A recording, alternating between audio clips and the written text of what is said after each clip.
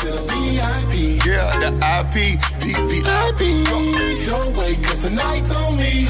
It's on me, baby, all on me, yeah. Sexy models, champagne bottles. Yeah, the IP, VIP. Got 2 models, 3 more bottles. Bottle when I'm out, got a bottle. There's only one side.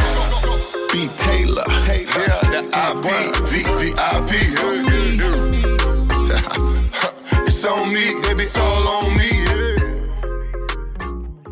What's up, everyone? Welcome to the Xander Effect. I'm your host, Xander Dames. Got a lot of really cool stuff to talk with you guys about today, including in entertainment news.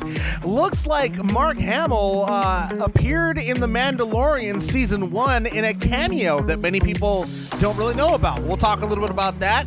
In sports, Jeanie Buss, she's one of the owners of the Lakers, shares a very vile and racist letter. We'll talk a little bit about that as well. In video game news, Crash Bandicoot coming to PS4 and Xbox One? That is Crash Bandicoot, It's About Time.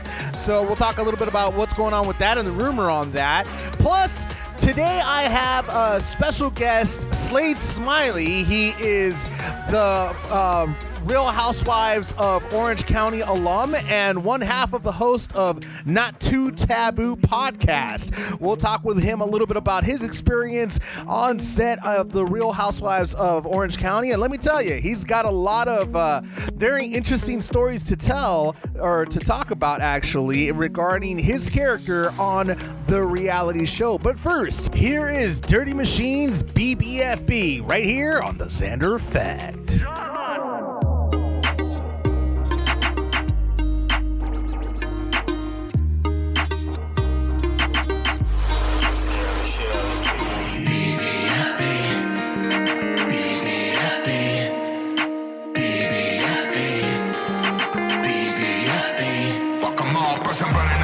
Then I'm fucking these bitches. First I'm burning on my bridges, then I'm fucking these bitches. I'll make you proud. Slap the hoes that turn me down. I did not come back this time to fuck around. Talking all that shit I know. You're never gonna make it, kid, let it go.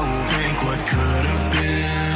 Think what could have been. When all the pain hits home, I'll make it on my own and shut you out again. Shut you out again.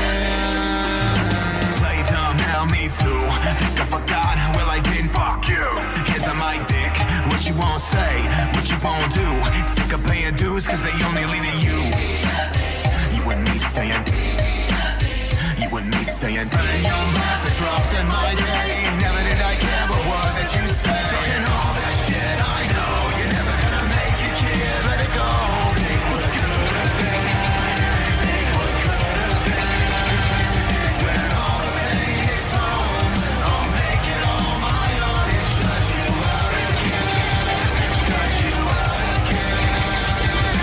Running on my bridges, then I'm fucking these bitches. First I'm running on my bridges, then I'm fucking these bitches. I'll make you proud. Slap the hoes that turn me down. I did not come back this time to fuck around. Talking all that shit I know. You're never gonna make it, kid, let it go. Think what could have been. Think what could have been.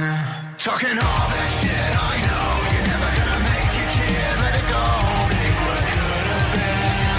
Think what could have been. When all the pain hits home, I'll make it on my own and shut you out again. Shut you out again.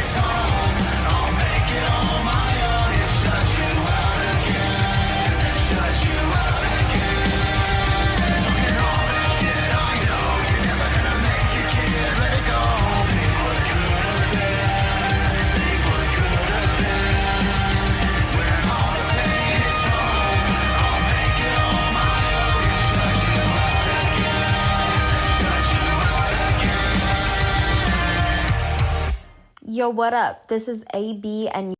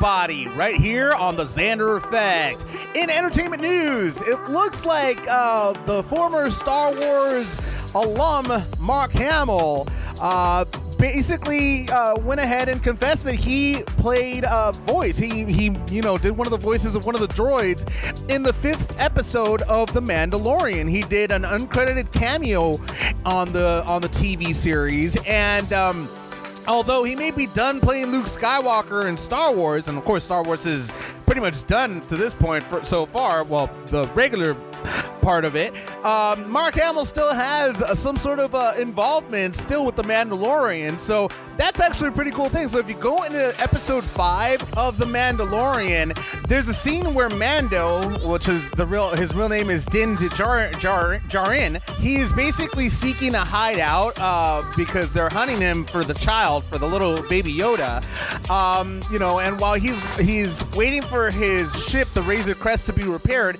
he goes into the the Mos Eisley Cantina, which back in the Star Wars A New Hope, they didn't allow droids in, but this time it looks like a droid is actually, I guess, managing the place, and the droid is also tending bar. Well, it turns out that the droid's voice is actually voiced by Mark Hamill. So if you go into that episode, you'll be hearing Mark Hamill's voice in one of the droids. So that's a pretty cool little tidbit of information that many people didn't know. In other entertainment news, the new season of Mr. Iglesias premiered this week on Netflix, and let me tell you, my opinion on that, on season 2, I gotta be honest. I mean, I love Gabriel Iglesias. I think his comedy it cracks me up every single time I watch it. Hell, I even watch some of his stand-up over and over again because it's so hilarious. But I mean, and season 1 of Mr. Iglesias was fantastic. I was actually looking forward to season 2. I was a little bit disappointed though, because the season 2 just seemed a little bit too dry for me. It seemed like it wasn't organic as much as season 1 was. The comedy wasn't as organic as the first season. It seemed a little, I mean, I know it's scripted. Obviously it's scripted, but it seemed too scripted, if that makes any sense to anybody. In which case, I think that it just didn't seem to flow as well anymore. It seemed too cookie cutter. And I was a little disappointed. I mean, yeah, the show is still good, but it just wasn't as great as season 1. I'm hoping that changes in season 3. But again, that's just my own opinion. Many people may have a different opinion of the show. They may like it. They may think it's fantastic. I personally thought it was okay. I didn't think it was as great as the first season. I just thought it was okay. So we'll see what happens they did leave on a very cool little cliffhanger. So if you haven't watched it, I'm not going to spoil it for you. But they did leave it on a really cool cliffhanger involving Gabriel Iglesias' students. So you guys gotta watch it, because it did kind of leave me wanting to see what happens in season 3.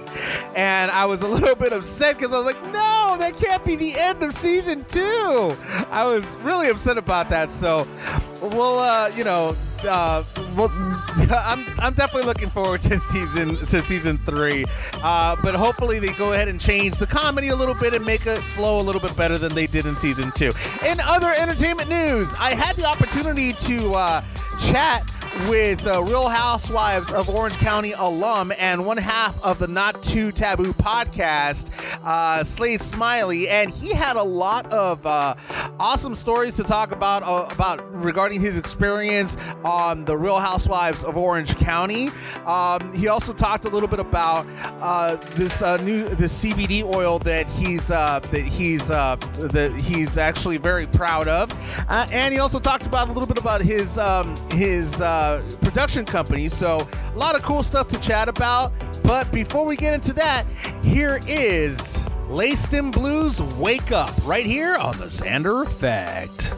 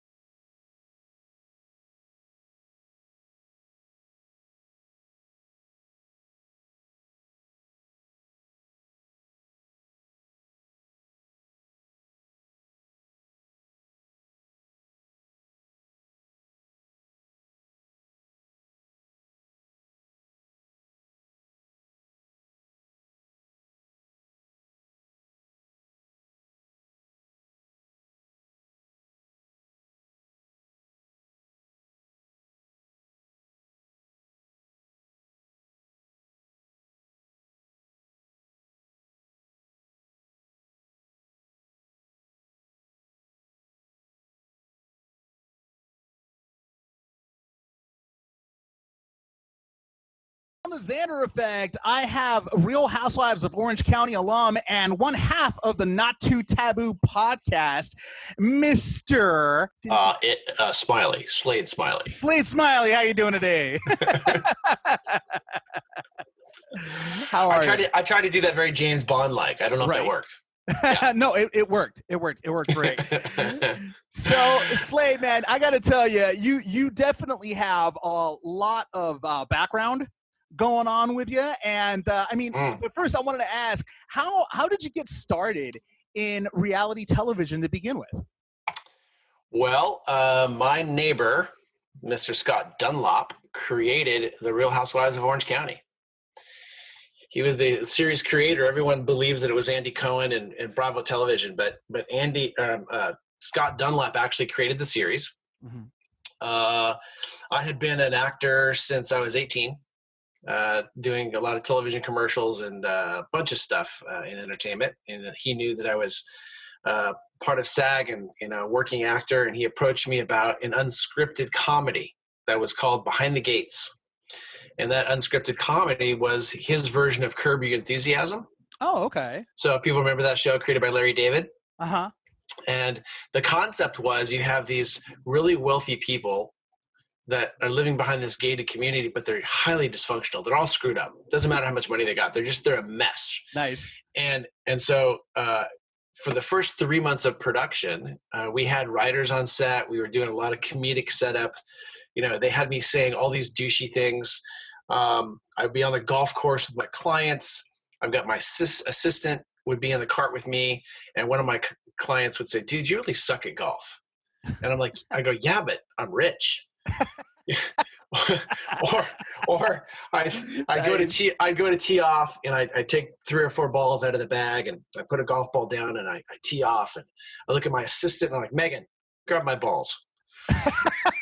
It was all stupid slapstick satire. Nice. And we did this for 3.5 months. We filmed all this stuff. I mean, they had me recreating scenes from American Psycho, just doing, where I would shave and peel and moisturize and try on 6 suits and all the ties and the watches. I mean, it was just super over the top, but it was really, really fun. And at the end of 3.5 months, he comes back and he says, look, I got really exciting news. We've been acquired by NBC Universal. Mm-hmm. And they're placing us with Bravo Television. The bad news is that Bravo has decided that they love everything that we're doing, but there's this really popular genre called reality television. and they want to change format to the show. Mm-hmm. They would like to create what they're calling a docuseries. So we're going to film more of a documentary style. Mm-hmm. However, we want the storylines to be a bit more soap opera-like. Mm-hmm. So we're really going to start to focus on the women and their interactions and all these things. So I wasn't too thrilled about that, actually, because obviously I was an actor. I'm like, I don't know much about reality. That's not what I signed up for. We've been in production for 3.5 months. You're like, I know pretend, not reality, damn it. Yeah, I know pretend, not reality. And the thing that we're really, really shitty, honestly, is the fact that Scott goes, well, here's the other problem we have. They don't want to let go of the footage we've shot over the last 3.5 months. They want to air that. They don't want to lose it. And I'm like, yeah, but Scott, you've positioned me as the world's greatest douchebag. So to do this in a satire or comedic vein, people get it. Because you're playing a character, you're playing a role. Uh-huh. You take the things that I've done and the things I've said, and you brand the show as a reality television show, I'm going to look like a tool. Yeah, they're going to really not like you. Oh, yeah. And that is how I was positioned for the Real Housewives of Orange County. Oh, my God. Mm-hmm. That must have been so surreal. Well, here's the thing that you don't even think about, right? So people that knew me go, obviously that's not him. We know who he is as a person, but the people that don't believe everything they see. Of course. And at that time, my partners and I owned a large title insurance company. I was in the real estate business for almost 20 years. And we had hired a representative from a competitive company to come aboard. She was generating almost $100,000 a month in revenue because of her sales. Mm-hmm. She had signed a contract with us. We had business cards. Like, she was coming aboard. She starts going around to all of her customers and said, look, I'm making a switch. I'm going to this new company, excited to be working with them. I just wanted to let you know, shifting my focus and would love to bring your business with me. Every one of those people said, wait a minute. That company is owned by that Slade Smiley guy we see on Real Housewives. That guy's a dude. No. He's a total douchebag. And if you go to work for that company, we will not give you our business. Oh, no. That's not good. No. Then she canceled her contract. Oh. So, I mean, the first 3 episodes of that frickin' show cost me $100,000. Wow. So a month in revenue coming in from this particular individual. So those are the kinds of effects that people don't think about happen, because anyone not coming from entertainment doesn't understand the course of production, how it works, the things you go through. I had another situation where I was working for and consulting for an entity, which I still do, that provides secure communications to the Department of Justice, to the DOD and the DOJ. Obviously, my role and the things that I provide for that company can't be really discussed openly. So, and the show knew that. And I said, look, you can't talk about it. I go, some of my guys have, class 1, clearance. They're going into FBI SCIFs to talk about projects. I can't discuss what I do.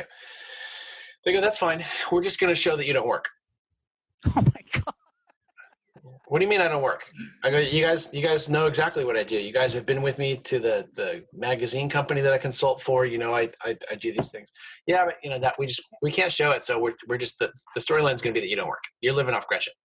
Oh my God! Come on! Swear to God! I swear to God! God, so that's the reason why a lot of people. Well, that's the reason why a lot of people. I mean, now people understand that reality shows are actually scripted. They're not really reality. A lot of reality shows are actually very scripted, and a lot of the drama is scripted as well. It's something that a producer or a director saw, and they were like, "Let's add this into this and make it dramatic and give it more effect." You're right to a certain degree. I will clarify. I get in big trouble every time I talk about this, but it is what we call a soft scripted show. And soft scripting, there isn't an actual hard script where there's specific lines that a character has to meet. They have to say them on cue. Those lines lead up to what happens in the next scene. None of that stuff exists in reality television. What producers have to do in reality is they say, look, you guys aren't actors. I can't rely upon the fact that you can deliver either emotion or impact or something to me in the moment. So I'm allowed to create an environment where it may cause conflict. I can't have you act out the fact that you are a workaholic, or that you're a two-faced liar, or that you're a bimbo, or that you're, a Bible beater. We're going to cast those characters. We're going to look for someone that is the Bible beater. We're going to look for someone that's a workaholic. We're going to look for the two-faced lying bitch who behind the scenes is stirring the pot. We're going to cast those people. That's really who they are. That's how they build their characters, because you can't write them. So you have to create them. And then what they do, you have to cast them. And then what they do is they end up creating situations, whether it be the alcohol, the drinking, and they put these two people together, and the explosion just happens naturally. Interesting. That's the way that original reality television was produced, because it was the only way for producers to drive story. The problem is now these women are making a lot of money, and you get to the point where producers are saying, hey, if you don't bring the drama, if you don't stir shit up, we're not going to get another season. We're not going to bring you back. Well, now you're encouraging your talent to go out and either behave in a way they normally wouldn't, draw a line in the sand, and be very boisterous or opinionated regarding a topic they typically don't really care about, but they're going to do it because they know that that's going to cause trouble with the other group, and that's how they keep their paycheck. So as time has gone on, it's become less and less and less authentic, because you've got these people desperate to keep their jobs, and they're willing to say and do anything on camera to make that happen. So if you are somebody who was going into this wanting to be an open and authentic person, good luck. It's not going to happen. Ain't going to happen. And if you don't give production what they want, you're fired. Well, you're either let go, or they manipulate story to the point where the fans hate you so much that they have a reason to replace you. I got to say, listening to all this makes me so proud of our society. Right? Just, I'm just so proud of the way we are as a people. Wow, that's just incredible. I'm very close with Scott, who created the series, and I will, he and I still talk on a regular basis, because he's been involved in some other productions, and he's doing some really cool stuff, and he'll call me up and he'll say, I can never forget that the first week that we launched the Real Housewives of Orange County, the LA Times comes out and says, Scott Dunlap, how do you feel about being responsible for the degradation of American society? That is your contribution. You gotta love those questions, right? Right. Yeah, his contribution to society was the Real Housewives of Orange County. So, Oh my God. No, and that's a great contribution because you know what? It did garner a lot of attention and it definitely gave a lot of big ratings, So, I mean, you did something right. That's for sure. It's been great for the network. They even had the Spanish version of it because I've even actually seen the Spanish version as well. I was like, wait a minute. I watched it. I was like, wait a minute. That's the same thing as the one in English. Well, and I'll tell you, here's the brilliance, because Bravo Television is owned by NBC Universal. Mm-hmm. So Bravo is one of the many portfolio companies like USA Networks, Sci-Fi Channel. It's all part of the NBC Universal family. And now they merged with Comcast, and so E! News is part of that. And what's interesting about it is that they really figured out a way to not only take what was the Real Housewives as a concept, but they licensed that. So in the United States, what they've done is I remember the president of Bravo Television, it was Lauren Zalaznik at the time. She said, look, we really feel like the Real Housewives of Orange County is like McDonald's. We'd love to have a franchise on every street corner. and what they realized is that people would tune into Orange County and it would do really well. Mm-hmm. Then they thought, oh, how interesting. Let's go east to New York. And we're going to tap into this whole different demographic of people. And so they'd launch New York City. Well, people that maybe weren't watching Orange County, but were familiar with the East Coast and they really wanted to see what was happening in New York, they tuned into New York. Well, when Orange County came back around, our ratings went up by 20 or 30% because now they'd been hooked into the format. And this happened consistently for Bravo every time they opened a new city. And they're super smart. They go, Orange County is Southern California lifestyle. We're going to showcase the girls at the beach, bikinis, blah, blah, blah. Mm-hmm. New York is socialites. So we're going to focus on this whole fly on the wall concept of having people see what it would be really like to be a socialite in New York City. Mm-hmm. Then we're going to open up Beverly Hills. That's Hollywood. So like, once again, we have access to these women who are networking with stars and they're going to lunch and doing all these things. And then they want to do family. So they do Jersey. Yeah. Then they want to do urban. So they do Atlanta. Yeah. Where's the Latino community? Let's do Miami. Miami, yep. Oh, and hey, what are we missing? The political. Let's do DC. Oh my God. So they're very, very well thought out. And then on top of those shows and touching upon every one of those demographics or genres, they license the format. So now you have the Real Housewives of Abu Dhabi. Oh my God. You have the Real Housewives of Sweden. So you have it in, not only was our show, Orange County was one of the only shows originally that was licensed. So it was dubbed in foreign languages and it was in 140 plus countries. So we had like 500 million people around the world that are watching Real Housewives of Orange County. Mm-hmm. We had our producers come back from Japan and they go, did you know Gretchen's on the cover of a fashion magazine in Japan? Like, no, we did not know that. But they would license the format. So our show would be airing. And we've done press for Israel. I mean, it's literally all over the world. Well, then they would do in country. Mm-hmm. So they would literally have their own version of a Real Housewives show in country, which is what you saw, which was probably one that was being done in Spanish for Telemundo or one of the other Latin American stations, right? Mm-hmm. Mm-hmm. That's actually correct. That's actually the one that I was watching. And let me tell you, it's just so fascinating because, as a viewer, you just have to like continuously ask yourself, is this even real? Do these people really act like this? And going back to what you were saying, how they had you be a certain way, it's just so it's so frustrating because you can't even sue for libel or defamation because you're already contracted to be that person. So you can't really, it's kind of, I mean, it's. Well, you can if you wanted to, because no one can force you to sign away your rights to a illegal tort. So if it is an illegal act, right? A tort, defamation, slander, assault, doesn't matter. Mm-hmm. Well, you can put in a contract, hey, if I assault you, then you can't sue. Well, sorry, assault and battery is an illegal act. And regardless of whether you have signed a contract or not, you do have the ability to sue. So those contracts are basically just to hinder you from doing anything. But on the legal level, they're not really valid. They wouldn't stand up in court. Interesting. So it's really just a hindrance to say, hey, we don't want you suing production. Don't sue your cast members. You kind of know what you're signing up for.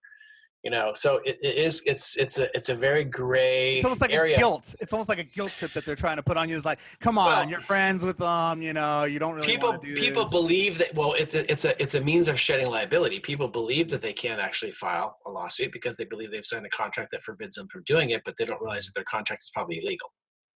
And it is a death wish. If you are going to file litigation against your production company or file litigation against a network, you're blackballed. You're done. There's no one in Hollywood's going to want to hire you or participate with you on anything. Oh wow. So let me ask you. So I mean, it was costing you money being this character. Yes, it was. It was costing you a lot of money. I mean, were you ever tempted in going forth with some sort of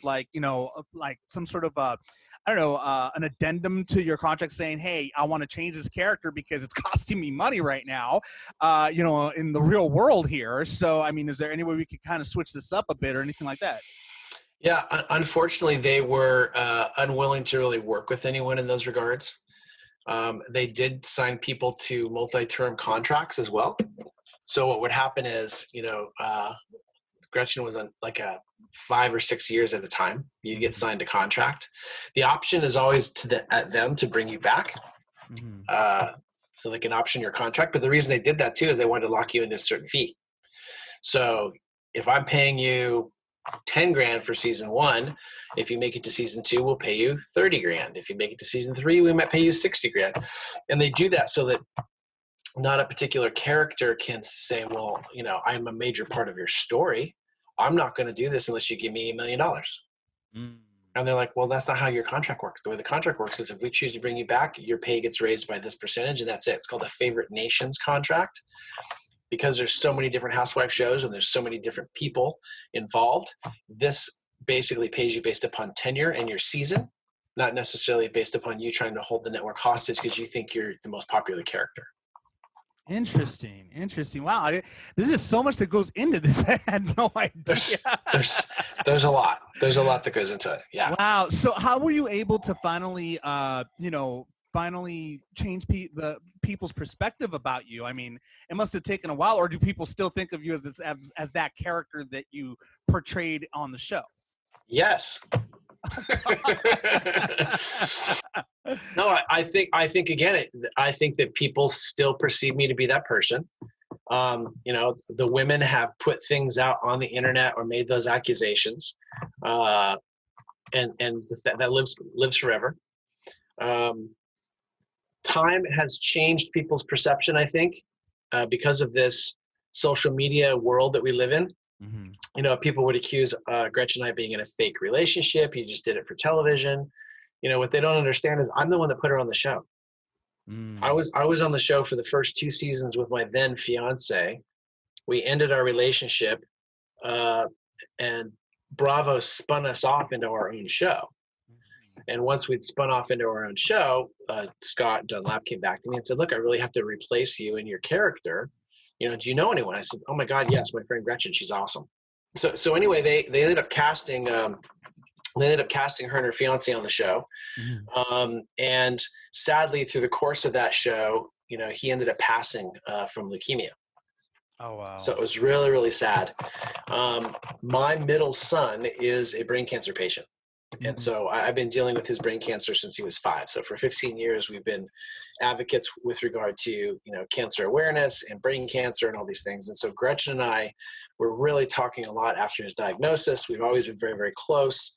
And then it was about 9 months after he passed that she called me and said, hey, look, I really need your help. I'm going to launch a business. Would you come down and consult with me? I'm taking a meeting, but, I don't have anyone to go with me. Would you be willing to do that? I said, absolutely. Because I've been friends with Gretchen for almost 10 years at that point. Before we ever dated, we had a 10-year friendship because we worked within the same,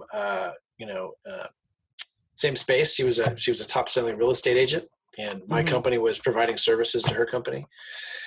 And one thing led to another, and about a year and a half, 2 years later, we went on our first date. It was really weird because I was now out on an actual date with my friend. But the reason I tell you that story is it happened very organically. It happened between seasons. It did not happen on The Real Housewives. I was going to ask that, actually. Yeah. Thank you for telling me that, because I was going to ask that. Yeah. No, it happened between seasons. And when the show was bringing her back for her next season, they're like, well, are you in a relationship? Are you dating? And they go, yeah. She's like, yeah, I'm dating Slade. And they're like, oh, he has to do the show. And I said, no, I don't. I've spent, 2.5 years on that show and part of that production. And I'd moved on to some other things. I was back acting again. I've been booked for a miniseries with History Channel. I mean, I was just kind of doing my acting gig again, and I wasn't interested in coming back. And they're like, well, Gretchen, if you don't come back and if you don't have Slade on the show, we can't have you. You can't come back. Huh. So it was a big conflict, whether to come back and actually do the show. And I, ultimately gave in. And if Gretchen were here, she'd tell you the same story, that no, he did not want to do it. Because we got attacked. We got attacked that, oh, he just dates housewives, or he's, she's trying to get his 15 minutes of fame. And it's like, you guys are fucking idiots. I've been acting since I was 18 years old.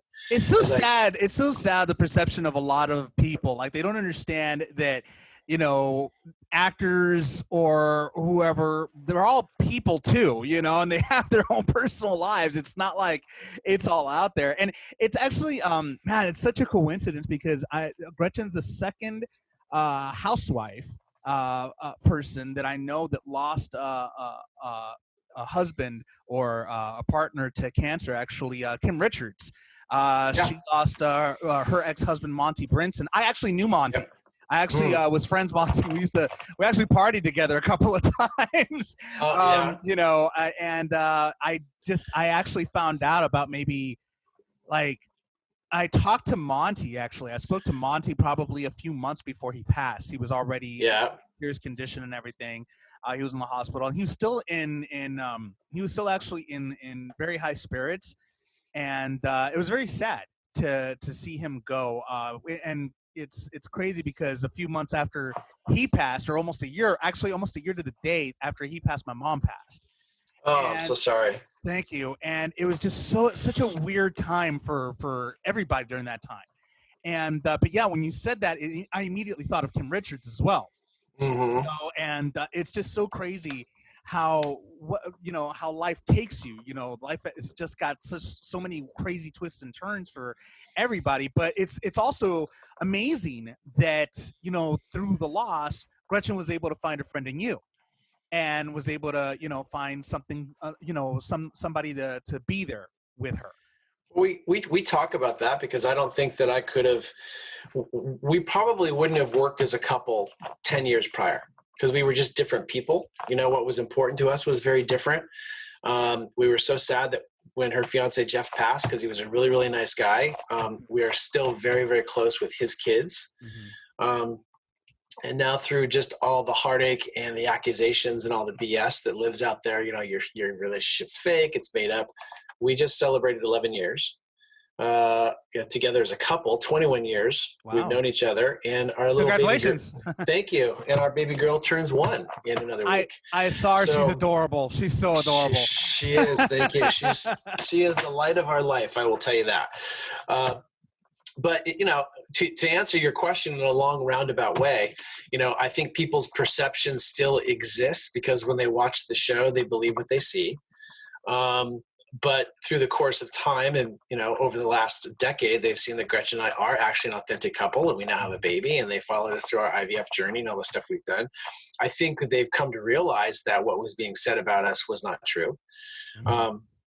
But it is still really hard. I mean, we have these experiences where we're getting on an airplane and 300 people standing in line, and the girl in front sees Gretchen and I. She freaks out. Oh my God, my husband and I are the biggest housewife fans. I can't believe you guys are here. Could we take a picture? We're like, yes, happy to. That's very kind of you. Thank you so much. She dials up the husband and puts him on speakerphone. Oh, you won't believe it. Gretchen and Slade are standing right behind me. But This is what Xander. This is what the guy says. Does that douchebag have a job yet? Oh my God. So now I'm getting on an airplane with 300 people who all turn to look and go, well, who's the jobless douchebag that's getting on our plane? Who is that guy? It's got to make you laugh, though, when you hear stuff like this. I mean, well, it does at this point, but I mean, in the moment, it's like super embarrassing, and it really infuriates you. Of course, where with what they're allowed to do. We've had this ongoing battle with someone who I will not name her name because she's not worth the breath. That was part of Orange County Housewives, and she would constantly go out and make accusations or say stuff about us, and made some horrific accusations about me. And the producers never aired my response. Of course they didn't. And I'm like, what's wrong with you? What she's saying is a lie. There's documentation. There's receipts to prove she's lying, and it. You're holding them, and they're like, yeah, but we're making a reality show. This is not a news organization. Yeah, they're trying to go ahead and keep it juicy and all this other stuff. So here's what they call it, Xander. It's called water cooler conversation. So what happens is Housewives is an ensemble cast. So you have 5, 6, 7 characters every season. Usually the women get an average of 8 minutes a week. Mm-hmm. So what you come to know about them is some of the crappiest 8 minutes the network can find. The worst ones, yeah. The worst ones. When there's conflict, they never air the resolve, because if they air the resolve, the conversation ends. So what happens is when you and I get into a fight or in a debate about something, they're never going to air the results of that debate. They're going to kind of leave it hanging. Well, are you on Xander's side or Slade's side? And what they want is they want people to go to the office and talk about their show. And was it Xander that you were behind? Was he right in what he was saying, or was Slade correct? They don't care who's correct. They just care that you're talking about the Real Housewives of Orange County, which elevates their brand. And if you end up looking like a douche because you made some comment and it could have been taken completely out of context, they don't care. Wow. I mean, I remember so many examples I can give you of other house husbands who's having, this kind of fun back and forth with his wife, where he's play fighting with her and they're kind of having their thing, and she says something and he's like, oh, please. And he rolls his head and look to the left. Well, the next cut is a close up of some girl's boobs. And it looks like he left the conversation to go stare at this girl's chest. Yeah, they know how to go ahead and edit it to be very what's the word I'm looking for? Very suggestive. Well, it's suggestive and it's salacious. Or they come to Gretchen and they say, hey, how do you feel when older women try to wear really, really short skirts? And Gretchen will say, I think that women should, dress their age. I mean, obviously, if you feel positive about your body, you should own it, and good for you, and everyone has their own taste. But I mean, I think it's more respectful to try and dress your age. Well, they show her make that comment, and then they flash to the brand new housewife that season wearing a short skirt. And immediately that girl hates her. Like they're fighting the whole season. Gretchen's like, what did I do to you? You made a comment about my outfit. She was like, what are we talking about you? They asked me a random question about what I feel about the way people dress. Had nothing. I didn't even know you. We hadn't even met. When you're telling me these things, what I picture are the writers and the producers with strings saying "dance, puppet, dance." Like doing one of those, and it's just like handling it like that. It's insane. So I gotta ask you, has there ever been a point where you're just like, screw it, if you guys think I'm a douchebag, I'm just gonna act like that whenever, if the next person comes up to me and says something like that, I'm just gonna go ahead and do it, because why not? You already think I'm that way anyway. Have you ever had one of those moments? No. I haven't, for a lot of reasons. One, it would affect family, my kids, my work, the things that I really do outside of television. It's like I love TV, and the whole and acting, and the whole reason that I even got into this business is because I was so excited about having an opportunity to become something that I might never become in my real life. So whether that is a cowboy or a policeman or whatever that experience is going to be, to me, it's fascinating to be able to become something other than yourself for a minute. Mm-hmm. And the research that goes into doing that is what really excites me, actually. So I would never want to jeopardize any of those things just because I was frustrated that producers made us look a certain way, or someone chose to air something, as a Frankenbite where they just took a piece. And, I think over the course of time, people will start to really understand who you are as a person. They always say the camera doesn't lie. And over the course of time, it doesn't. As much as they want to make you look bad, the truth always comes out. We had these experiences where Gretchen and I did stand-up comedy for a minute. We were doing some stuff with the improvs. And it was such a great show. It was a sold-out show. The improv was traveling us to other locations, but I would go to deliver a joke as part of my setup, and they'd cut the audio. Oh my God. And they just show the camera panning around to like these faces not reacting. Like your joke wasn't funny, right? Oh my God. And so they make it look like you're completely bombing on stage. Oh, that would frustrate the hell out of me. And so what happens is then all the press and media, Slade and Gretchen, their comedy show is so bad, like no one's laughing, the jokes are terrible, blah, blah, blah, right? Yet we're selling out across the country. Like we're hosting at Gotham in New York, and we're playing Brea, we're playing Irvine, we're playing all these other shows that are completely sold out, like on a Tuesday, Wednesday night, which is even an off night for the improv, and we're selling out. But they're not talking about that. They're talking about that little clip that Bravo decided to make. And then what happened is Bravo kind of stepped on their own dick, as I like to say, where they bring up they try to bring this up at a reunion. Andy's job is to bring up all these things and, ask the women, Gretchen and Slade tried to do comedy and they were really bad at it. We saw some of the results of that, here's the footage, let's watch. And they do the same thing. They play me delivering the joke. The audience is just kind of sitting there dead-faced. And then all of a sudden the audio clips back in and everyone stands up and they're clapping. Like It's overwhelming applause. Nice. And the guy cutting the audio forgot. Oh my God, that's awesome. Right? He missed it. He missed the cut. And so it airs. And then Gretchen's like, see, you assholes. That's what was really happening every single night. It wasn't the fact that no one was buying into our jokes. We wouldn't be selling out the clubs. We wouldn't be traveling if that was the case. But see, by offering up that perspective of it, all the other cast members buy and go, oh yeah, they suck. You see, their stuff's not even funny. We saw the audio, and it gets them talking and causing conflict. And obviously we get defensive about it because we're like, you guys are idiots. You don't even know what was there. You guys weren't even at the show. Why are you passing an opinion? You should know better.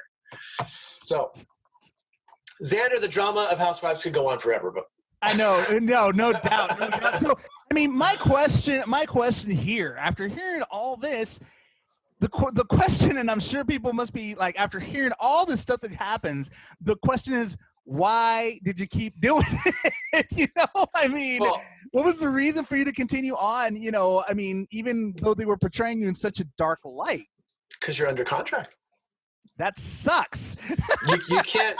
Yeah, you have a contract with them. You have a multi-year contract with them. Oh man. To play a particular character. I mean, you think about it. Here's a story arc through this season, and this couple is part of that storyline. And all of a sudden, the show comes back next year, and they're not there. Wow. Everyone's like, what the hell happened? And while you're really pissed off, that it's happening to you, and the press is, taking the opportunity to drive all kinds of viewership and clicks to their websites, right? Because they don't care, they don't care to tell the truth either. They're really concerned just about driving traffic. So it's always a salacious headline, but then if you actually read the story, the truth actually comes out in the story, but they put a salacious headline up there just to drive traffic. I mean, this is just what you deal with in this space. Mm-hmm. But over the course of time, I think that people do realize that it's for entertainment purposes. Because here's the thing. The viewers are not stupid. So you can be entertained by it. You can go, shock and awe. Is this real? Would they really say those things? And I think in the back of your head, even if you know it's scripted, or even if you believe it's scripted, doesn't matter. You still watch. True. So all the rumors started coming out. Oh, reality's scripted. It's not real. It's actually scripted. It's scripted. Well, guess what they figured out? Nobody cares. Yeah, they still kept on going with it anyway. They don't care. As long as you're being entertained in the moment and you're watching this play out, and again, whether it's scripted or not scripted, and you have a person behaving badly on television, and I always used to say that Bravo rewards bad behavior. Mm-hmm. So if you're going to throw a drink in someone's face or pull a wig, they're going to air it. And their cast members know that. They're not stupid. And I think the fans know that some of these shenanigans happen because these women want to keep their jobs. But it doesn't matter because it's still, destination TV. It's still going to take you away from whatever crap you're going with through in your life. Whatever reality you're going through. You get to escape for an hour and watch these crazy housewives, throw champagne and pull wigs and like flip tables. Nice. Well, I mean, aside from that, obviously you still were garnered a lot of success, a lot of fame from it. Maybe not the fame that, Infamy. I have infamy, Xander. I have no fame. Yeah, there it is. But you were able to create Not Too Taboo Podcast. Did you create that during? Was it an idea you had before? How did that all come about? So that is a result of many years of our relationship with Stage 29 Productions. They are the group that is co-owned by Dr. Phil and Jay McGraw. They're a CBS entity, so they're right there on Paramount Studios lot. We've been working with the doctors and that group for almost 10 years. Gretchen has been a host for the doctors as a remote correspondent. They followed our IVF story for almost 5 years. We've done other productions with them. Their Face the Truth show that they've got. We were part of that initially when that launched. And they're such a fun group of people to work with because they own their own publishing company. They produce scripted television. They produce, kind of almost daytime talk, if you will, because of Dr. Phil and the doctors. And we had been communicating with them for a long time about wanting to have a show where we could talk about the topics people are afraid to talk about. That was the whole point, is the Not Too Taboo concept revolves around the fact that we want to have in-depth, hard conversations that are beneficial and helpful to people where most of the time they're afraid to discuss them. That's what that platform is about. Oh, okay. And so they embraced that concept and got really excited about launching Stage 29 Podcast Productions. So it is a subsidiary of Stage 29 and the Dr. Phil show and the doctors and all those things. So, Travis Stork, who's the host of the doctors, he has a podcast. Some of the key players that are part of the doctors and the Dr. Phil show all have shows on that platform. And it's been an incredible experience and being able to work with them on that level because they're awesome. They produce our podcast like it's a TV show. No, that's really cool. Yeah, it's really cool. So they will help with booking guests. They do pre-interviews. They set up run of show. It's literally as if they were producing an episode for television. And it's been an absolute pleasure having a chance to work with them. And I think that we've gotten to do some pretty incredible shows with some really, really intelligent people, far more intelligent than us. That's, we tell everybody that this show is not about us. It is about our listener. It is about our wickedly intelligent guests, and what they bring to the table is an opportunity for the people that tune in to grow and to learn and to benefit themselves in some way. So we are simply the humble hosts bringing you some really, really talented folks who are willing to spend an hour with you and help enlighten your life in some way. That's really cool, though. That's really cool because especially going through the stuff that you went through. This is definitely a ginormous change of pace for you as far as the podcast is concerned. And right now, podcasts are the thing that's in right now, especially right now with the coronavirus. People staying in home, they were. Now things are starting to reopen, but with people staying indoors, they wanted something to listen to, so they definitely got what they asked for in podcasts galore, because suddenly, and it's funny because I've been doing podcasting since 2011, since it basically started, and it wasn't that popular then. Many people didn't even know if it was going to actually happen.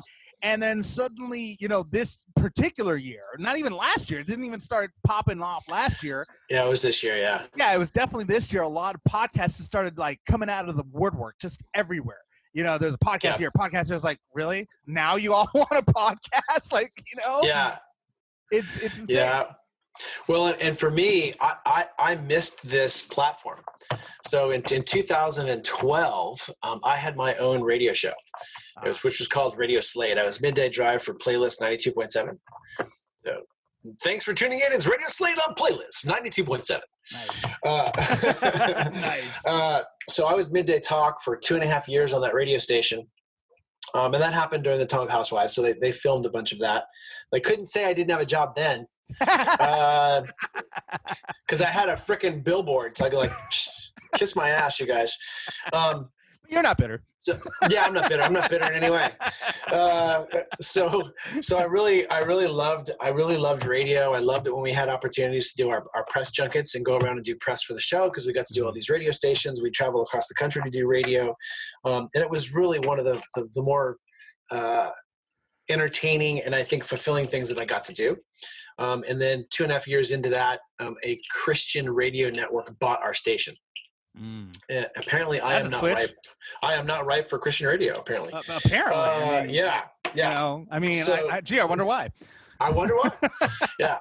So then, then we ended up taking the radio show, and we signed a contract with Radio 365.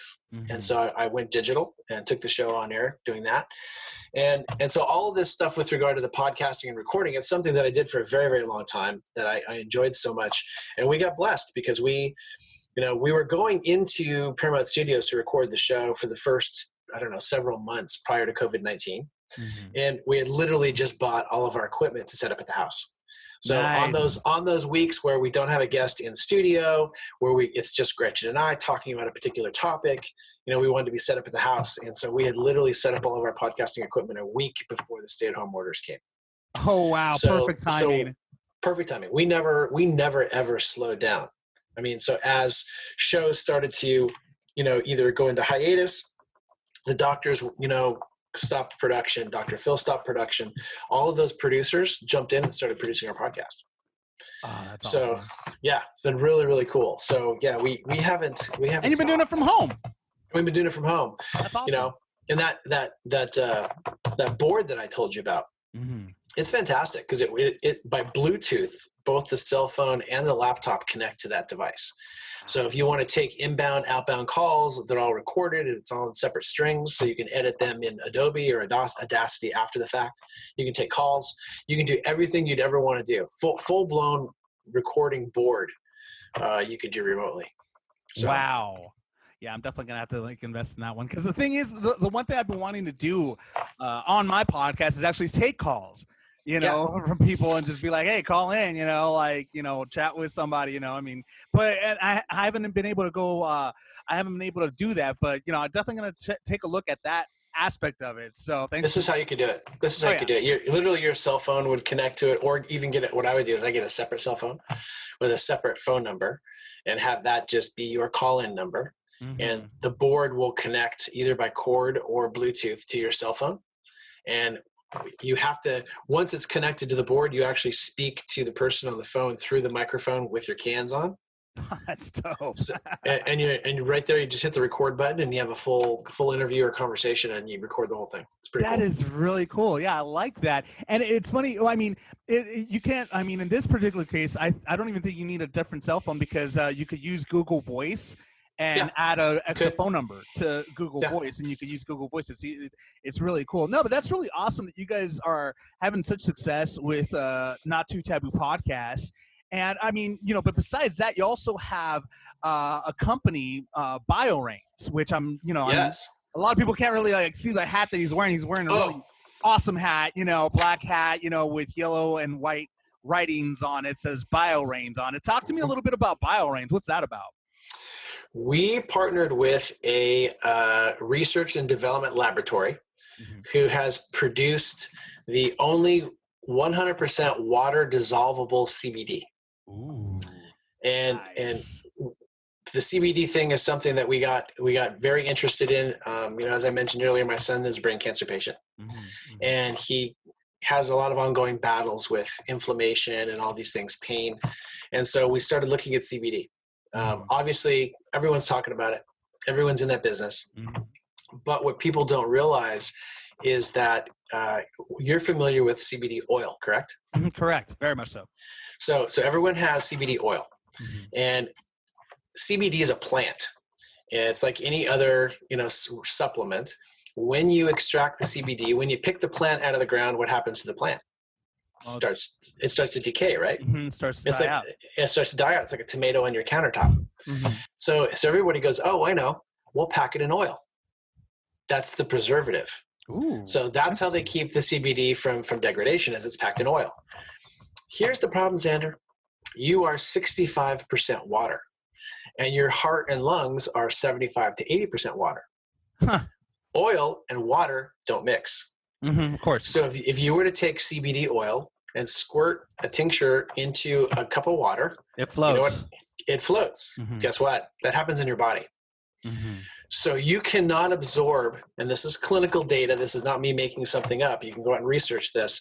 So medical professionals are telling you that you cannot absorb more than 6 or 8% of a dose of CBD oil because your body flushes it through the liver. They call it first pass. Your body can't break down the oil. It has to create enzymes to try to process it. It goes to your liver and it gets eliminated. So if you're spending $70 in a bottle of CBD oil, some of them are more, some are $100, knowing you can only absorb 6 to 8% of that, you're flushing $90 down the drain.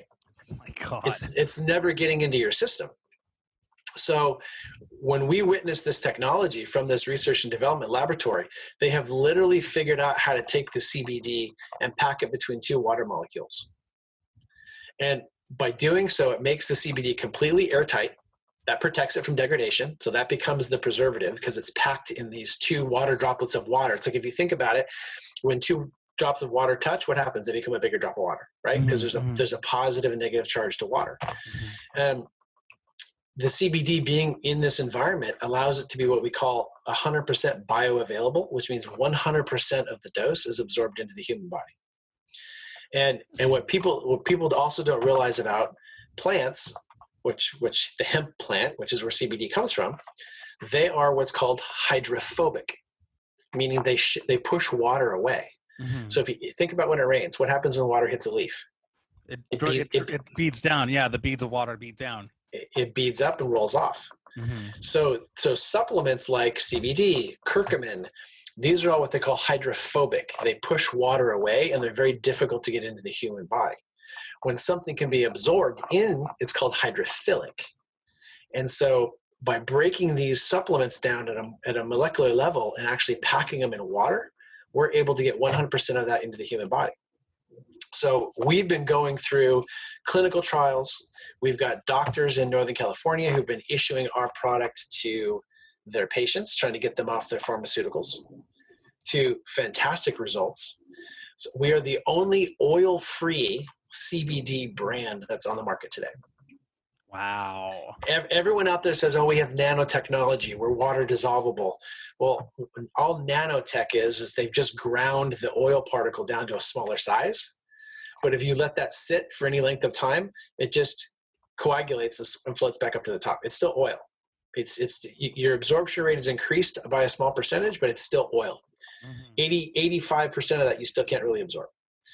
So we were super excited because we know how effective CBD can be on the human body if you can get it in the human body.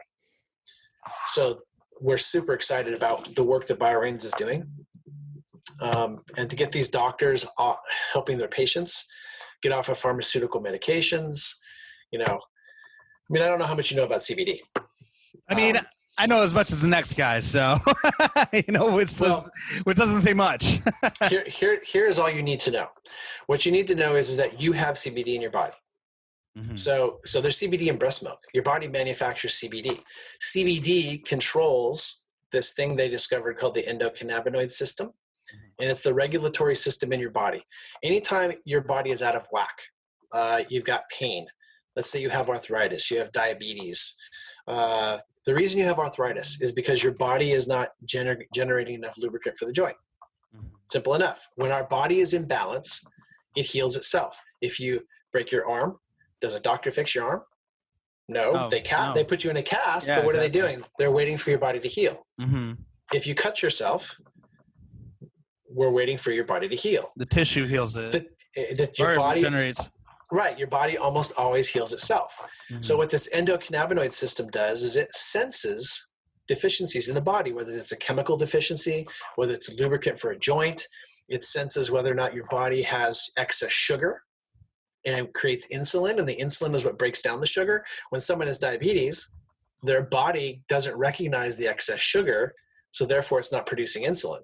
So what do they have to do? They have to take injections to bring insulin from the outside in because their body's not making it normally. So this endocannabinoid system starts to degrade as we get older. It just doesn't work the way that it's supposed to. Well, all the CBD doesn't fix anything. It doesn't heal anything. What CBD does is it turns on the endocannabinoid system. It makes these sensors come back to life. It makes them recognize imbalances in your body. Your elbow could hurt, well, that inflammation or that chronic soreness is only there because of inflammation. Normally what happens is when your endocannabinoid system's working, it says, oh, Xander hurt his arm. So what we're going to do is we're now going to, the pain makes a chemical request of your brain. Your brain produces the chemical, delivers it to that location, and it eliminates the swelling. But when the sensory system can't sense that you've hurt your arm, well, then you just go on for days and days and days with a sore elbow. That's all CBD does. CBD just turns on this system and allows your body to recognize places that it may be deficient, and it allows your body to start the healing process. So that's why you hear people going, oh, the CBD helps my seizures. CBD helps my pain. Oh, my anxiety. Well, what is anxiety? Or what is stress? It's chemical.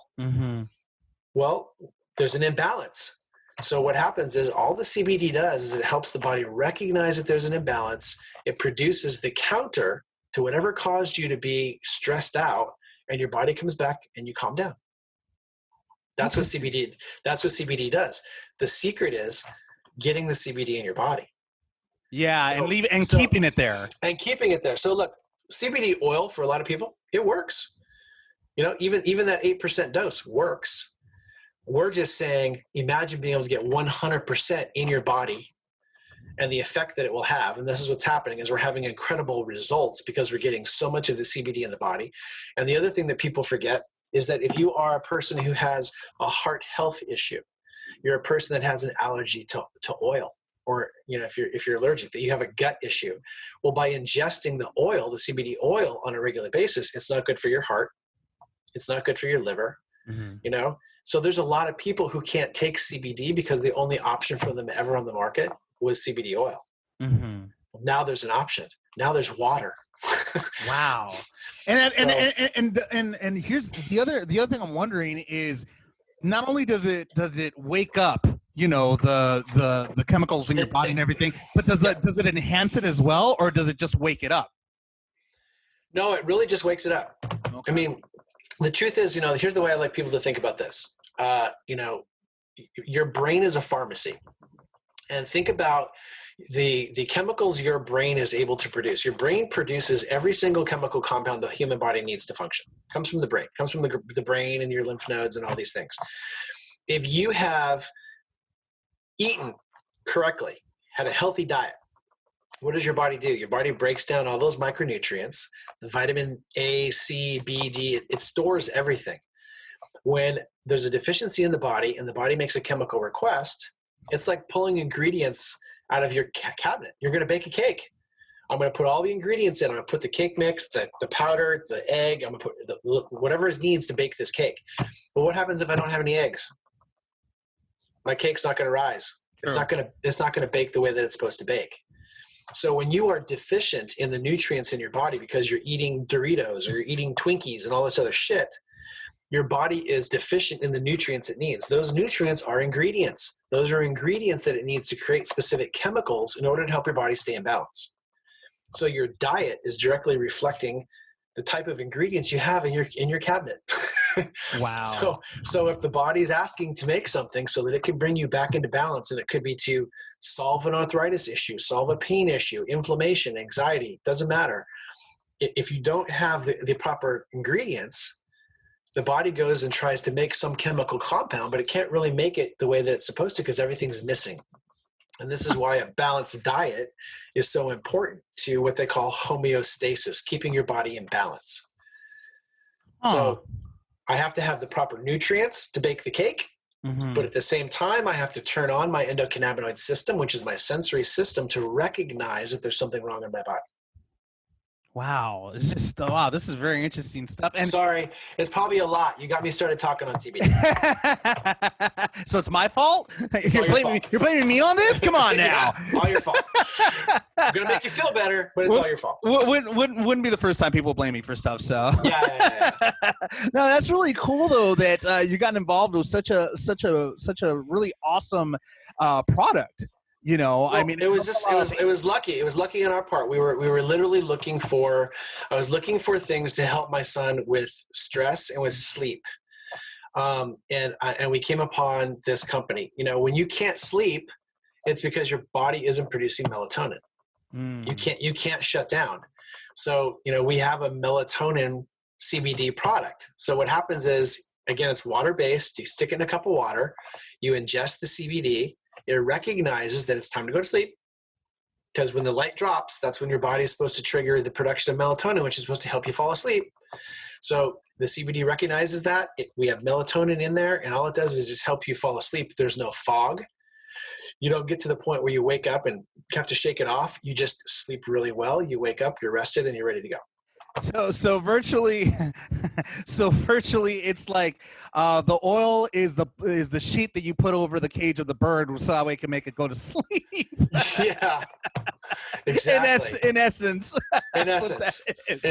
yeah. That's really cool though. That's actually I might have to take that, because I mean I have issues sleeping myself because of my past, because I used to, like, you know, like I told you before we started talking, I used to be a club promoter, so that my sleep has been out of whack since then, you know, because I mean you go in at 10 at night, you don't come back until 6 or 7 in the morning, so, and try doing that for 10 years, it's gonna stick with you. I'm screwed. Your circadian rhythm is all messed up. Oh yeah, completely. So you be sure that I have your mailing information. I'll send you some stuff. Oh, that'd be great. And you just report back to me. You tell me how it works. This is what we tell everybody. It's like, I'm not trying to convince you of anything. Just try it. You try it, and you let me know what you think. And people are going to go, holy crap, I can't believe I fell asleep. I slept really well. I woke up. You know, sometimes people take a sleeping pill, and they wake up in that fog and they can't shake it off, and it's kind of awful, so they refuse to take the sleeping pill. This is all natural. It's a supplement. I like that. It's water. You just try it, and then you call me back and tell me what happens. You know what? I will definitely take you up on that. And you know, in talking about that, one last thing, because I know you got a lot of stuff going on, and so I want to go ahead and make sure that you get to the stuff that you got going on. You got a busy schedule. I've been keeping you, because, dude, you have a lot of interesting things to talk about. It's like, you know, but one last thing I wanted to talk to you about was Grayson Entertainment Productions. You're also involved in a production company. Did you also start this company while you were filming, or did this also organically just generate all on its own? I've actually had Grayson Entertainment for probably 20 years. It was originally created as that entity where, when I was being hired as an actor, they would contract through my LLC or my company. Because of our, you know, experience within production and the number of shows that we've been attached to, we've evolved into a content creator. So we're creating scripted series, we're creating docuseries, reality, and then partnering with much larger production companies to help us with that. So it really is it's a content creator. That's the best way to describe it. So we've been involved in so many different things. I mean, if I went down the list, sometimes Gretchen and I laugh. We're like, look and go, how the hell do we do all this stuff? And your parents. But yeah, and we're parents, which is why I think my beard was definitely dark brown a year ago. And sleep deprivation is real. Hey, there's the CBD oils for that one. Yeah, there is. Oh my God. Yeah. So that's really what we do. Is it's really more about that. We, you know, for a minute I was doing product integration. You know, my company was doing a lot of outbound marketing and promotions, and so I would partner with like White Flower Entertainment, and they do brand integration. So if a production company has to blow up a Corvette in their film, we'd go to Corvette and we'd have them donate 3 cars. And so one of them gets blown up, the other one gets driven. You know, this offsets the cost of production, because normally we'd have to go buy the Corvettes. But instead we do product integration where Corvette gets the exposure. You know, if you ever wondered why James Bond gets to drive the BMW or he gets to drive the Mercedes-Benz in that particular, Bond film, that's a brand integration. That's Mercedes-Benz paying production to not only be showcased in that film, but also them donating the cars. Shameless promotions. Shameless promotions. Yeah. So I've always found, as much as I love the entertainment business, I've always found the business of entertainment to even be more fascinating. So if I have an opportunity to act in front of the camera and be part of that production, love it. Truly, it's a passion of mine. But on the back end, I love being involved in the production side of things and the business aspects of what makes the entertainment world go. And we're not people that are going to sit around and go, oh, I hope I get cast. Oh, I'm going to auditions. Well, maybe they'll pick me. Yeah. I'm not going to wait for you to pick me. I'm going to go write a script. I'm going to go produce a show. I'm going to go make some things happen. So thank you for saying that, because that's actually the exact same reason why I decided to write the scripts that I wrote, for that exact same reason that you just said right now. Yep. I mean, that's the key to this business. That's the key to like being relevant and staying active and busy, is because that's the whole point. If you have to wait around and allow someone to be in charge of your destiny, it's not going to happen. You know, I think people in entertainment honestly get incredibly lucky. They really do. The stories of the actors, Christian Bale being in foreclosure before he booked Batman. He'd been an actor for 20 years. Chrissy Metz from This Is Us. And I know Chrissy Metz. She is so awesome, and I find her to be such a talented actress. And I ran into her on the Paramount Studios lot, and I'll never forget, because she's like, well, first off, she goes, "Hi, Slade, is Gretchen here?" No, Chrissy, Gretchen's not here. But we can call her. But what was so incredible is that she's like, look, she goes, I've been an actress for 20 years. It's like, nobody knows that. And no one was casting the overweight girl, on a regular basis for these productions. And she goes, this show made my career, but she goes, it saved me. She's like, I'm living in a little tiny 1-bedroom apartment, barely getting by every single month. And all of a sudden now, boom, their show blows up, and it has an opportunity to really see her talent.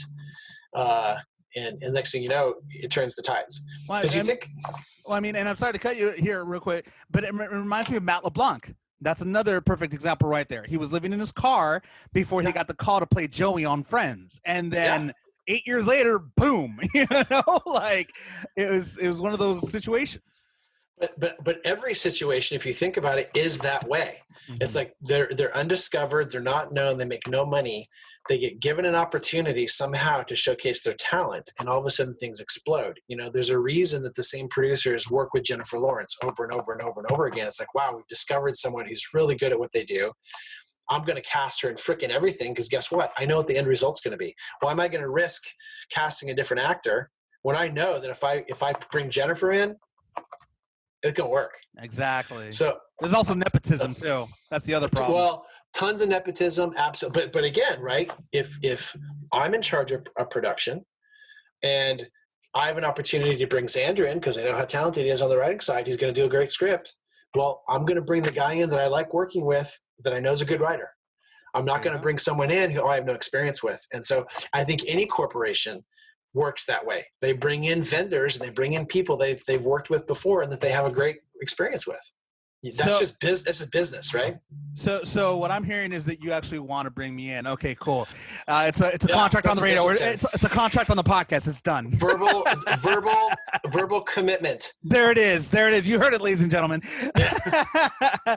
Well, I mean, that's amazing. And do you have any, since the virus started? I mean, obviously, production is halted in everywhere. It's just put a stop to everything in production. But slowly but surely, things are starting to reopen. Although many authorities are saying that there might be a second wave coming pretty soon. For the time being, I mean, your production company, is it developing anything, any new movies right now? Are they shooting anything that's going to be coming out soon, or have they shot something that's going to be coming out soon? So nothing that I can announce today. We have not, and I'll tell you why. I mean, we have not really stopped. So we definitely have shows where they're packaged, talent's attached. We've shot sizzle reels. They're at the network level. We were waiting for budgets to be finalized and things to be greenlit, and then COVID hit. So, everything got stopped. And the challenge with that is, what people may not even realize is that, you've got producers, people in charge of development at the network level. A lot of them were under contract. Those contracts have ended and they didn't get renewed. So now you're starting all over again to pitch your project to a brand new person that they choose to bring in, or someone that was below them that got moved up. So all these people that we had relationships with have either left, they've gone to other networks, they've gone to other production entities, things have changed. I can tell you, even at Paramount Studios, those things have not been greenlit yet. Their big shows have not been brought back yet. They have not been given the green light. And what happens is, they will produce their series of shows, 27 episodes, whatever that order was. And then at this point, those shows are airing, that content's still airing, because they have to produce shows almost a year in advance. They haven't been brought back because if you think about it, the revenue loss for all the networks, no advertisers are buying ads, there's no new productions that are happening. And so the network's going, well, what do we do? It's not like we can just flip a switch and turn it all back on again. We now have to tighten our belt. We've got to figure out what shows were really, really producing great revenue for us that should come back or can get brought back, or what shows do we have to bring back because of contract. But if there are shows that were out of contract and that we're in the process of having to renegotiate those contracts, those are going to get put on the side, because we have to deal with what we have in production today, or that we are under contract and obligated to produce. Wow. So it's a very complicated thing, as things start to reopen. So, well, I hope to see a few of your movies from your production company come out soon. One last question I got to ask: how can people stalk you on social media? They can find me at Slade Smiley Official, and I had to do that because of all the fake websites and social media. So you had to make it official. Had to make it official. So Slade Smiley Official. They can find us at GraysonEnt.com, which is Grayson Entertainment, if they want to go to the website. And then please tune into the Not Too Taboo podcast. They can download and prescribe. And we need to do a whole episode about script writing. Agreed. Have that guy Xander Dames come on and have a conversation about. Yeah, that guy's kind of a douchebag. So. He plays the part really well. Yes, he does. Really well. Yes, he does. Yes, he does. Yeah. And what about BioRain? Oh yeah, you can find it for BioRains. Actually, you can just go to 1-800-BioRains.com. Nice. Well, you know what? I'm definitely going to go ahead and talk to you about that one very soon. Slade Smiley, thank you so much for being on the Xander Effect. Appreciate your time, man. I know you got a lot of stuff going on, and hopefully I get to have you on the show again very soon. Well, for sure. I will. I'll try to book something with that blonde girl that I live with. Oh, that one. Yeah, I heard about her. And I will quietly sit back and let my boss babe do her thing with you. That, you know what? That sounds fantastic, man. And again, I'd love to have you back on the show again, man, because I'm sure that we've only scratched the surface of you. It's a very small surface. It's not very big. Well, thanks a lot, man, for at least letting me scratch a little bit of it. All right, Xander, if you have an itch, you know where to scratch. This just got really weird, but I like it. But I like it though. It's fine. But I like it. Well, that is the Xander Effect, right? Exactly. That's what it is. It's a little weird, and there's a reason everyone's still listening. Exactly. That's the point. Slade, thanks so much, man. We'll talk to you soon. Thanks, Xander. All right, brother. Talk to you soon. All right, later. Bye. Thank you so much, Slade Smiley, for being on the Xander Effect. Hopefully we'll have you on here again very soon, and hopefully we'll have your lovely wife Gretchen Rossi on the Xander Effect as well. In sports, Lakers owner Jeanie Buss decides to share a very vile and racist and misogynistic letter on Twitter, and it was a very disturbing letter. Actually, excuse me, it wasn't on Twitter, it was on her Instagram actually, and it was a very disturbing letter from a very racist fan, well, former fan actually, and it reads, I'm gonna not say certain words here obviously because it's just a really bad letter. It says, "Dear expletive word, after 60 years as a huge Lakers fan, I now say to hell with the overpaid N-word traitors and the NBA. Go to hell and join N-word Kobe Bryant, signed Joe," but she decided to leave his last name out of it. that's just so sad to actually know that there's still people out there that are incredibly racist, ignorant, and stupid. I mean, I'm in shock. I mean, to even go ahead and mention the late great Kobe Bryant in such a derogatory and racist fashion is just in poor taste, and that's trash, absolute trash. It's just so incredible to know that there's still people like that out there. So afterward, Jeanie decided to go ahead and respond to that and say, quote, to Joe, did sending this letter make you feel better? Really, all you did was waste your time and energy and postage stamp. But thank you for including your return home address. I don't know why she said that. Why don't you look in the mirror and see your ugliness, because I refuse to. On this day, Juneteenth, I ask my white friends to join together, acknowledge the racism that exists in our country and around the world, and pledge to stop ignoring it. We all must do better. And the really disturbing part about this letter particularly is that this isn't the first time that Jeanie Buss has received letters like this. This is really sad and tragic. She actually says that she's received these types of similar letters over the years. But this time she just decided to refuse to ignore them any longer, which I'm happy she did. In response to this post, LeBron James went ahead and said, "Love you, Jeanie," in support for what Jeanie Buss did. So good for her for taking a stand to all these very racist people in the world of sports and in the NBA. In other sports news, looks like Klay Thompson is cleared to train without restrictions on his healed knee. As we all know, Klay Thompson and many other top players of the Golden State Warriors, including Steph Curry, who basically was cleared to play after he had a broken bone in his left hand. And not only that, this is back in early March. So basically, at this point, it seems that Klay Thompson is cleared from his ACL injury and his surgery that left him on the shelf for about a year. But that doesn't mean that Thompson's gonna compete like completely. He's got to go ahead and slowly inch himself back into playing because they don't want to risk another injury so soon.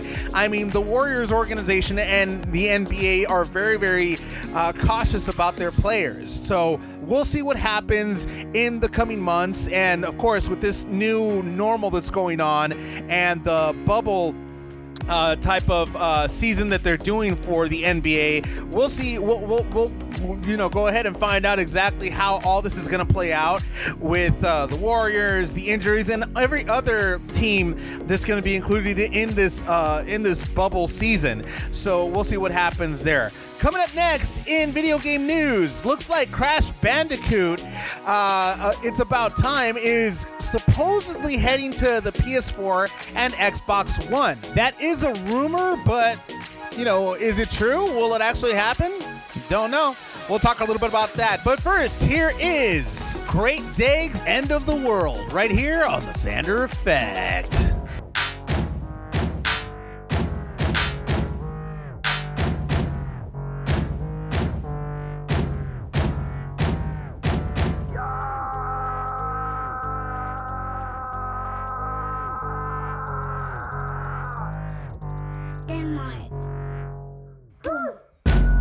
It's the end of the world as we know it. I'm running this show like Corona. Let the trash fucking rain and I'ma grow it. As the rain coming down on me, got me fucking going. It's the end of the world as we know it. I'm running this show like Corona. Let the trash fucking rain and I'ma grow it. As the rain coming down on me, got me fucking going insane. I've been going insane and got me going insane and got me going insane. I've been going insane. I've been going insane. It got me going insane and I've been going insane. It's the end of the world as we know it. I'm running this show like Corona. Let the trash fucking rain and I'ma grow it. As the rain coming down on me, got me fucking going insane. Got me losing my brain, ripping out my eyes, and in my heart there's a snake. In my grass there's a snake. Wait, so I'ma blow his head right off, head right off, head right off with his head, and I'm dead on the inside. Guts gone, skin dry, I'm barely alive. I'm asking the cries Cause I'm asking to die, I'm asking them why. I'm asking to die, hey! It's the end of the world as we know it. I'm running this show like Corona. Let the trash fucking rain and I'ma grow it. Acid rain coming down on me, got me fucking going. It's the end of the world as we know it. I'm running this show like Corona. Let the trash fucking rain and I'ma grow it. Acid rain coming down on me, got me fucking going insane. My body's in pain, I ache till I cry. What is the wait? I'm waiting on what? Guess I light up a blunt and get rid of this brain. Don't think I ever been sane, don't think I ever been the same. What? I'm the big bad wolf, what now? Big bad wolf on the fucking prowl. I'm the big bad wolf, what now? Big bad wolf on the fucking prowl. It's the end of the world as we know it. I'm running this show like Corona.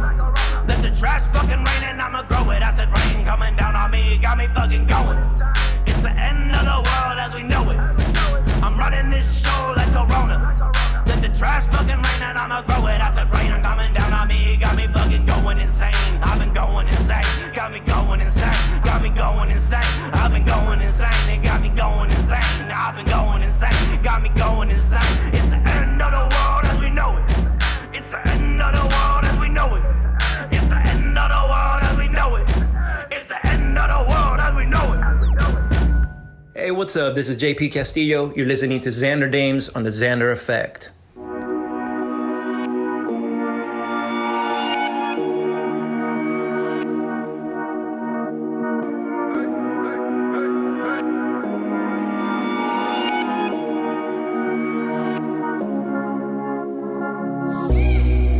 Me dicen que te pasas hablando de mí, diciendo que sin ti no soy feliz. Me dicen que solo hablas de mí, parece que eres tú la que no olvidas. Pues baby, cuando tú te acuerdes de mí, espero que recuerdes las veces que rico te di. Y baby, cuando tú te acuerdes de mí, recuerda que te dije, verás cómo te reemplazo. ¿Te crees que porque ya no estás voy a sufrir? ¿Te crees que porque ya no estás voy a morirme? Ahora es que yo voy a empezar a vivir. Todo me va mejor desde que tú te fuiste, yeah. Me paso con mujeres todo el fin de semana. Si yo te di lo que tú querías, entonces ¿pa' qué tú me llamas? No te quiero en mi cama, no digas que me amas, que eso ni tú misma te lo crees. Por favor deja el drama, ahora me la vivo gastando mi ticket, VIP, mujer y botellas. Yo ya salí de mi estorbo, nada a mí me atropella. Me paso con esta, la otra, la amiga y aquella, y toditas son bellas, pero la que se crezca como te labios en la estrella. Yo no estoy pa' compromisos ni pa' enamorarme. Por fin salí de ti, quisiste engañarme. Ahora yo me disfruto la vida y perdona que así me despida, pero por donde mismo tú entraste, por ahí mismo encontrar la salida. ¿Te crees que porque ya no estás voy a sufrir? ¿Te crees que porque ya no estás voy a morirme? Ahora es que yo voy a empezar a vivir. Todo me va mejor desde que tú te fuiste, yeah. Conozco tus malas intenciones, no me importan ni tus opiniones. Yo estoy bien sin ti, no te emociones, que tú no me haces falta. Tú con lo mismo me hartas, si te jugaste las cartas, ahora mi ausencia resalta. Pues entonces tuviste que aprender chocando con la pared. Yo te di todo y de ti todo fue al revés. Ahora te duele cuando me ves con 2 o 3. Si yo te aconsejé, pero baby esta vez yo no estoy pa' compromisos ni pa' enamorarme. Por fin salí de ti, quisiste engañarme. Ahora yo me disfruto la vida y perdona que así me despida, pero por donde mismo tú entraste, por ahí mismo encontrar la salida. ¿Te crees que porque ya no estás voy a sufrir? ¿Te crees que porque ya no estás voy a morirme? Ahora es que yo voy a empezar a vivir. Todo me va mejor desde que tú te fuiste, yeah. Sigue tu rumbo, que sin ti me va mejor.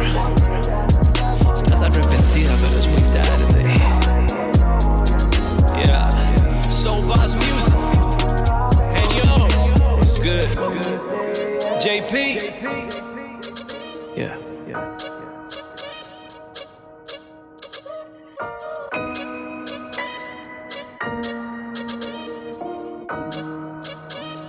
That was JP Castillo's Reemplazo right here on the Xander Effect.